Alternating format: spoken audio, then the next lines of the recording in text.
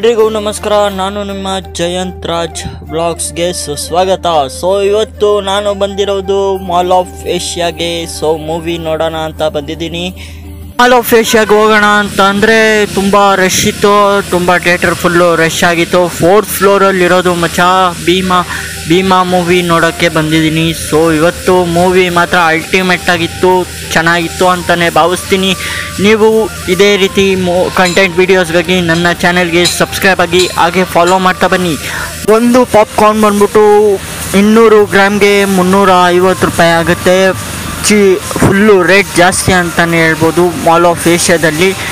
ಈ ಮಾಲ್ ನೋಡೋದೇ ತುಂಬ ಚೆನ್ನಾಗಿದೆ, ಬ್ಯೂಟಿಫುಲ್ ಆಗಿದೆ ಅಂತಲೇ ಹೇಳ್ಬೋದು. ನೀವು ವಿಸಿಟ್ ಮಾಡಬೇಕಂದ್ರೆ ಮಾಲ್ ಆಫ್ ಏಷ್ಯಾಗೆ ಒಂದ್ಸಲಿ ಬಂದು ಹೋಗಿ. ನಾನು ಭೀಮಾ ಮೂವಿಯ ನೋಡಿದ್ದಕ್ಕೆ ತುಂಬ ಚೆನ್ನಾಗಿತ್ತು. ಹಾಗೆ ಈ ವಿಡಿಯೋ ಇಷ್ಟ ಆದರೆ ಒಂದು ಲೈಕ್ ಮಾಡಿ, ಹಾಗೆ ಎಲ್ಲರಿಗೂ ಶೇರ್ ಮಾಡ್ತಾ ಬನ್ನಿ. Thank you for watching my video.